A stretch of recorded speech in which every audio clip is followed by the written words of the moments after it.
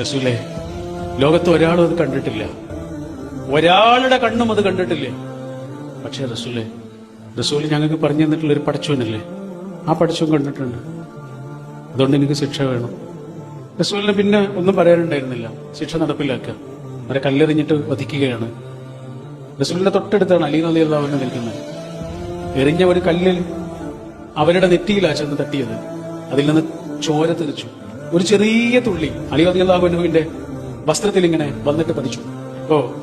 അലി റളിയല്ലാഹു അൻഹു ആ സ്ത്രീയെ ഇങ്ങനെ ശപിക്കുന്നത് പോലെ എന്തോ പറഞ്ഞു. അവര് ചെയ്ത പ്രവർത്തനമായിട്ട് ബന്ധപ്പെട്ട് എന്തോ ഒരു വാക്ക് പറഞ്ഞു. റസൂൽ പറഞ്ഞു, മിണ്ടിപ്പോകരുത്. ആരാന്നറിയോ നിനക്ക്? ചെയ്ത പാപത്തിനുള്ള ശിക്ഷ ഇവിടുന്ന് വാങ്ങിപ്പോകുന്ന ആളാണ്, ഇനി അവിടുന്നില്ല. ചോദിച്ചു വാങ്ങിയ ആളാ. അവര് ചെയ്തൊരു പശ്ചാത്താപമുണ്ട്, ഉള്ളു പൊള്ളി നിന്നിട്ട് അവർ ചെയ്തൊരു പ്രാർത്ഥനയുണ്ട്. മക്കയിലും മദീനയിലുള്ള മുഴുവൻ മനുഷ്യന്മാർക്ക് വീതം വെച്ചാലും പിന്നെ ഉണ്ടാവിടാ. അത്രയും ആഴത്തിൽ കരഞ്ഞുകൊണ്ട് പ്രാർത്ഥിച്ചിട്ട് പടച്ചവന്റെ അടുത്തേക്ക് തിരിച്ചു പോകുന്ന ആളാണ്. അയാളെ പറ്റി അങ്ങനെ പറയരുതിട്ടോ എന്ന് പറയാൻ മാത്രമല്ല, അവരുടെ ഖബറിനരികിൽ നിന്ന് അവർക്ക് വേണ്ടി മയ്യത്ത് നിസ്കരിച്ചിട്ടാണ് റസൂൽ അവിടെ തിരിച്ചു പോകുന്നത്. മനുഷ്യനെ വിചാരണ ചെയ്യാൻ പോയിട്ടില്ല.